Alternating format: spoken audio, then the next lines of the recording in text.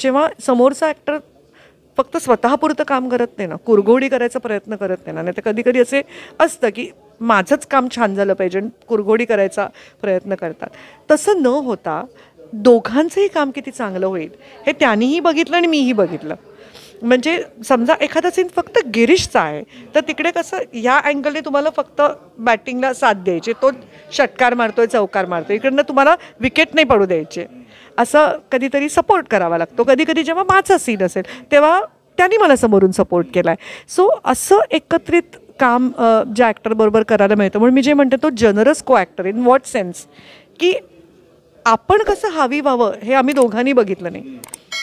त्यामुळे त्या प्रोजेक्टचं आणि जोडीचं कौतुक झालं. He gave me a tremendous support and a tremendous confidence to do that kind of role. नाही तर माझा रोल इतका उत्तम झाला नसता. तो उत्तम झाला ह्याचं कारण गिरीश होता, तेजश्री होती, आशुतोष होता, ह्या सगळ्यांच्या सहकार्यांनी तो उत्तम झाला. आणि आम्हाला दोघांना तर खूप सीन्स होते एकमेकांबरोबर करायचे, वेगवेगळ्या पद्धतीचे सीन्स होते. म्हणजे आमची वय जास्त होती पण त्या व्यक्तिरेखेचा रोमांस तरुण होता, which was difficult to do. So ते आम्ही करू शकलो ते because of the each others support.